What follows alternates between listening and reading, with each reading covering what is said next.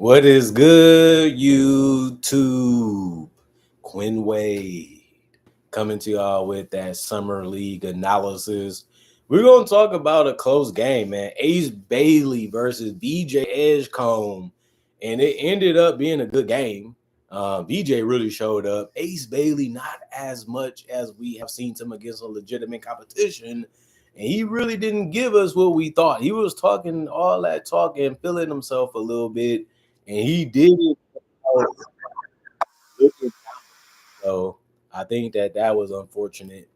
Um, but we gotta look and see what else he can be able to do. But VJ Edgecombe, man, he really did score a lot of points and take a lot of shots. But we can get into what he did right and wrong in this game. But other than that, this was a fun one. Very close game. Game was physical. You see why you got to work on your body. You see why you got to get stronger if you want to be a great player in this league. And you seen, some guys step up in a role, and you see why they got picked up too. But Utah Jazz, they ended up winning the first quarter 29-23, and then they ended up winning the second quarter 23-20. Philadelphia won the third quarter 19-14. Then it was 27-27 in the fourth. Was an interesting, intriguing game all the way through, and it should have been. These teams are not that far in talent when it comes to roster construction for summer league in Utah. Obviously, Utah playing with the home court advantage. But Bona, I liked it, that body. He was banging and swanging in that paint. And it looked fun and exciting, but he did a good job because he played 28 minutes. He was 8 of 11 from the field, 0 of 1 from 3. Took no free throws. You would have thought that he was banging enough and going hard enough to the paint that he would be able to get to the free throw line. But it didn't really happen tonight. But he did get 8 boards, two of them being offensive, 1 assist, 1 steal, 1 block, 1 turnover. He did have 8 personal fouls. If he would have played a regular NBA game, he would have been off the court, like a little bit too slow, not understanding how to use his strength in his body, not being able to get to his spots before another defender gets there. Some things he got to work on and clean up, and it's going to be tough because some of these things are inherent with his body type. But, if he made it this far, he just got to figure out how to use it better. That's the best advice I can give him. But other than that, a really good game from him. +2 and plus minus, he ended up having 16 points. Justin Edwards was 5 of 13 from the field. He did play 31 minutes, which was the most for the Sixers. He was 1 of 3 from the three-point line. He went 2 of 4 from the free throw line. 3 rebounds, 1 assist, 1 steal, 3 turnovers. He ended up having 6 personal fouls, a -3 and plus minus, 13 points. He got to double figures. He was essential to keeping them in the game. He was making plays and making shots on both ends of the court. He committed a lot of personal fouls, had 6, which really wouldn't be good, if he played in a regular NBA game. But they let him play out there, and they had to. So they went with their best players as long as they could, and they just couldn't win anyway. Johnny ended up playing 24 minutes. He was 4 of 11 from the field, 2 of 4 from 3, 3 of 5 from the free throw line. He had 13, so he got in double figures. He had 5 boards, and 3 of them being offensive with a steal, a block, 3 turnovers, 3 personal fouls. Ended up being an okay game for him. I like what he did. Ultimately, what more can he have done? He was able to get the stats that you like when it comes to defense, and he was also able to stay out of foul trouble, and he was able to knock down some shots. You probably would like him to shoot better from the field, but, everybody's not going to be able to do that, right away. So we're going to see what he can do in the future. BJ Edgecombe, the must-see TV guy for the Sixers. Everybody want to see what he can do, how he's going to look, and what type of player he's going to become. We can see some of the early signings that he's not going to be afraid of the moment. He's not going to shy away from anything, and that's what you want him to do. Go out there and get your shine on. So 30 minutes for him, 13 to 27 from the field. That's a lot of shots to take, even in the summer league game, but they let him do it, and he fired them off even before the game was over. He even took a 3 from the logo before the game was over, just to let you know I'm still going to keep firing even if we lose. 1 of 7 from 3, 1 of 3 from the free throw line, 28 points, 10 rebounds, 3 of them was offensive, 4 assists, 1 steal, 2 blocks, 2 turnovers. He only had 1 personal foul, and he finished as a +10 and plus minus. I felt like he did a lot of different things, showing you how much of a competitor he really is. And you have to like the fact that he had that attack mentality. So, obviously you want him to make more threes. Obviously, you want him to shoot better from the free throw line and continue to attack the rim. He has the athleticism, he has the speed and the quickness and the explosiveness that's needed to be able to score there. And it's just about working on your handle, working on your movement, obviously working on your body to be able to control yourself in the air to be able to finish better. And then he always showed that he can be an off and on type of shooter, but he proved that again today. So it's not really too much of a surprise. But he has the making of a star. He has a lot of the game figured out, and he's showing you that he can play on his level. Now we just got to see him up another level of competition and see if he can learn and grow and become the player that we think he could be. If you pick him in the top 5, you think he can become something special in this league, and that's why Philly got a deal that they just couldn't pass up on. Jalen Hood, 28 minutes, 3 of 8 from the field, 0 of 2 from 3. He also had 8 assists, 2 rebounds. One of them was offensive with a block and a turnover with 3 personal fouls. Also, +6 and ±6 points. I like the assists. I like him finding guys and not turning the basketball over that much while still trying to put the ball in the basket. 6 points was the lowest for all of the starters, and he was the only starter to not get in double figures tonight in points. But he didn't really need to. He had so many guys that was able to score. Why not just cater to them and stay out the way? And that's what he did for the most part. Uh, Jalen Swatson, 8 minutes. He didn't do much besides get 2 boards and a steal. He was a +5 and plus minus, but he only had played 8 minutes. Um, Aluma, 8 minutes play, 0-1 from the field. It was a 3 that he made. That he missed. 1 rebound, 1 turnover, 3 personal fouls, and a +1 and plus minus. Alex Reese, 12 minutes, 1 or 2 from the field, 0-1 from 3. 3 rebounds, 1 of them was offensive, 1 turnover, a -9 and plus minus 2 points. Couldn't really do too much, and all he really did was support the players in the lineups that was out there. So he got the rebounds, and he did have a turnover, and that was really it for his night. Um, Also, Mark Armstrong, 11 minutes. He was 0-7 from the field, 0-2 from 3, 2 rebounds, 1 of them was offensive with 3 assists, a personal foul, and a -17 and plus minus. Missing all his shots, including his threes, was terrible. But it can be like that. You don't want to miss every shot. You want to at least get to the free throw line. He didn't do that either. So just a bad night from him. And Judah, he appeared in basketball form. 22 minutes, 2 or 3 from the field, 0-1 from 3. He was 7 of 8 from the free throw line. He was the only guy off the bench to get a double figures in points. He had 11, and he did have 4 assists and 3 rebounds. He was definitely the best bench player for the Sixers. And he also had a turnover and 2 personal fouls. He was a -12 by the end of the game, but I liked it what he did. He made his shots from the field.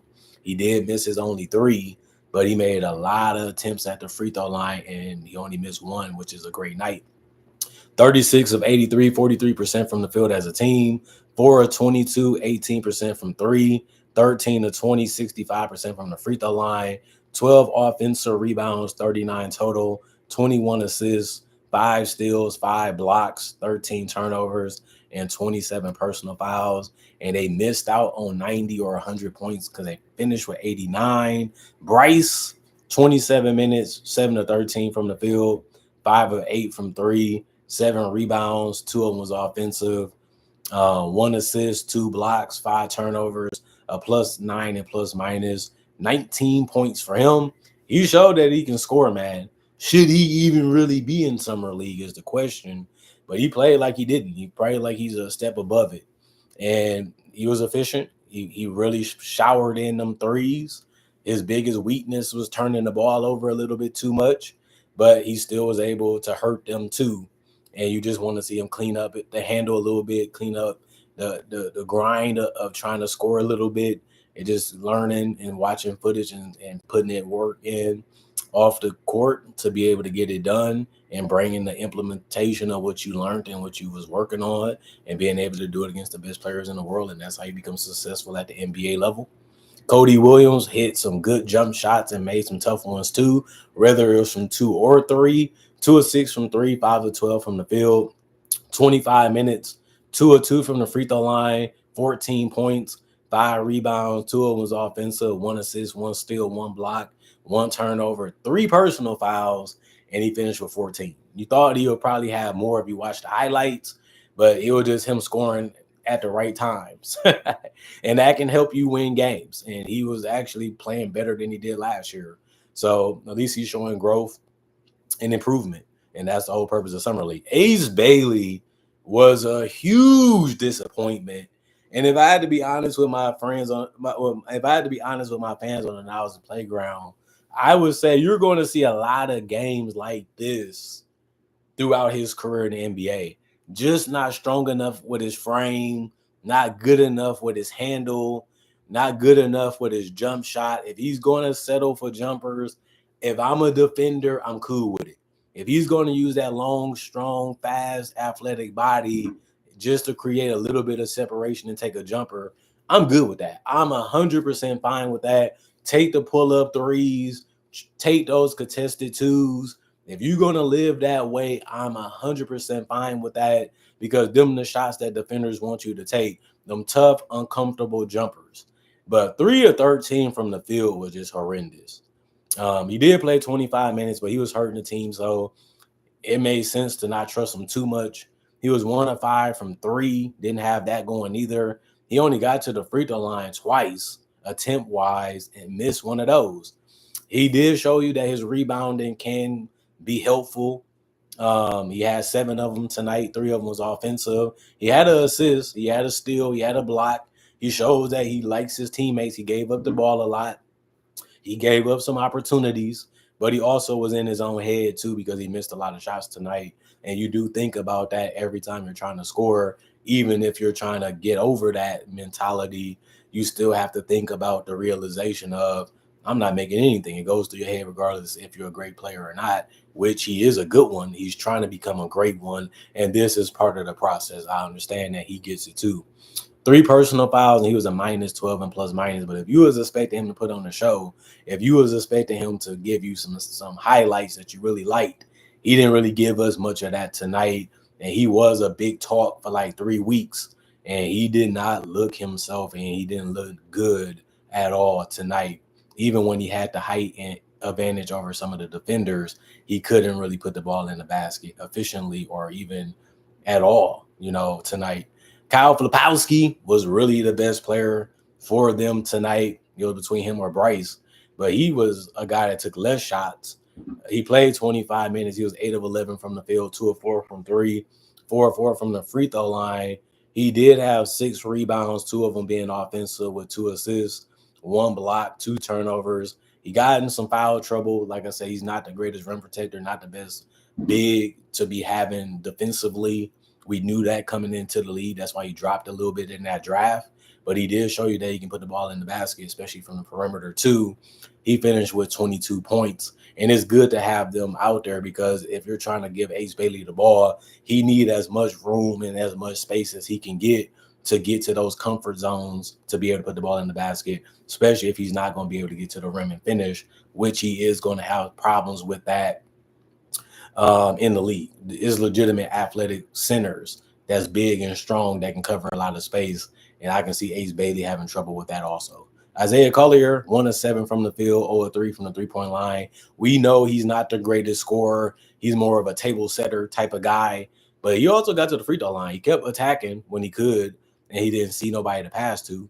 He finished 5 of 8 from the free throw line, 7 points, 5 boards, 5 assists. He also had 2 turnovers. He had 6 personal fouls. He's not the most athletic, gifted guy, so they called him slipping a couple times. He finished with 6 of them, like I said. When it comes to personal fouls, he would have fouled out if this was an NBA game, not a summer league game. But he was a +10 and plus minus. He only had 7 points. Him and Ace Bailey was the only 2 guys in the starting lineup that didn't get in double figures, and they didn't shoot well at all together. Senegal, 15 minutes, 2 of 2 from the field. He did have 5 boards. 2 of them was offensive with an assist and a steal and 2 blocks and 2 turnovers with 3 personal fouls. He was a +4 and plus minus. He had 4 points. I like what he did. He didn't get in the way of anything. He didn't stop anything. He competed hard defensively, and he rebounded the ball at a good level for the minutes that he played. And Walter Clayton was good. 25 minutes for him, 3 of 8 from the field. He was 2 of 6 from 3. He went 1 of 2 from the free throw line. He did have 6 assists, played good team basketball, even defended at an okay level. 3 rebounds, 1 block. He did have 2 turnovers and 4 personal fouls. He had the most points off the bench with 9. Jaden Springer in 14 minutes, 1 of 5 from the field. He did have 3 boards and a steal with a personal foul. He was a +9 and plus minus with 2 points.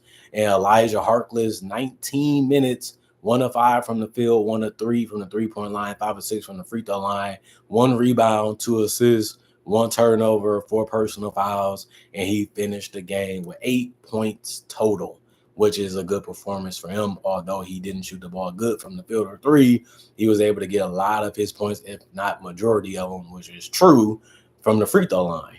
And that was his way of eating tonight. The rest of the guys did not play. 31 of 76 as a team from the field, 40%, 13 of 35, 37% from 3. You want to be there higher. 18 of 24, 75% from the free throw line. They're not a team that has the greatest shooting, so I can see why they didn't shoot the best from the free throw line. They did have 12 offensive rebounds with 42 total. They won that battle tonight. They also had 19 assists. They also lost that battle. And they also had 4 steals. They lost that battle. They had 8 blocks as a team. They won that battle by 3 against the Sixers. They also had 15 turnovers, which was more than the Sixers. And they had 29 personal fouls, which was also more than the Sixers. This was a close game. So all those little small details in the game does matter when you're trying to close out a game and win. But they did just a eensy-weensy, teeny-weeny a bit of enough to get this one to go their way. BJ Edgecombe had a chance to put it in a tie and possibly send it to overtime. He missed it. And then Ace Bailey missed a free throw and then made the other one that clinched it. So it makes sense. You know, these games are always going to be threading that needle because these teams are so close in talent, and they always trying to find any way they can get an advantage to be able to help their team win. Philly was able to do just enough to hang around, but they couldn't make enough shots at the end of the day to be able to win it. And they couldn't do it from the free throw line or the 3-point line. And Philly said, we can do that and a little bit more. And that was just enough to get them the victory. And that's all that mattered tonight, besides them becoming better players and understand what they can do better to become that. And that's what they're going to be watching and seeing tonight, and trying to go out there and show what they have learned and seeing if they can do it on the court the next night. And that's the fun part of this game. And that's the fun part of wanting to be the best player you can be. And that's the whole purpose of Summer League. Other than that, comment, like, subscribe, share it, notification bell for more analysis. And if you're new to the channel, I do conversation videos just like this and a variety of NBA only content. I also do breakdowns of real footage of legends, current legends, rookies, and also future stars. I also do mock draft and draft coverage. So if you love that stuff and you can't get enough of that, I got over 3,000 videos that you can already watch on my channel. Plus, I upload every single day that I'm living. And even if I'm in a casket, you're supposed to be watching and enjoying them anyway.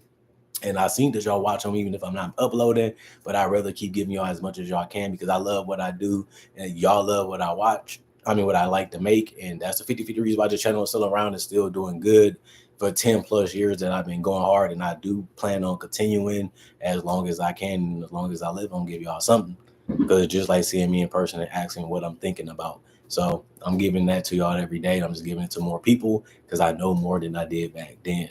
Other than that, y'all stay blessed up. Hope you guys enjoy your weekend. Remember, spend time with your friends, your family, your acquaintances, your associates. And remember, they loved you at some point. Y'all spend time with each other at some point. So make sure you give them some time at some point. That's how I can be, though. Other than that, y'all stay blessed up. I'm gone for now. Thank y'all for appreciating the content. Thank you for supporting the past, the present, and also in the future. And thank y'all for continuing to come back and making time for your boy Quinn Darnell Wade. I'm trying to give y'all the best that I can give y'all and watch as many games to tell y'all what I think, and so many things that have been happening around the league. I'm giving y'all that too. I got more on the way, more breakdowns, more tributes, more rundown, more rookie analysis, more summer league analysis, more analysis in general. And if y'all want more of that, subscribe. If If y'all want more of that, stay subscribed. And thank y'all for appreciating the content for what it is and how I make it. And I love y'all for that. And I've been loving y'all so much. I always come back. Other than that, I'm going for now. See y'all later. Y'all stay blessed up. Peace.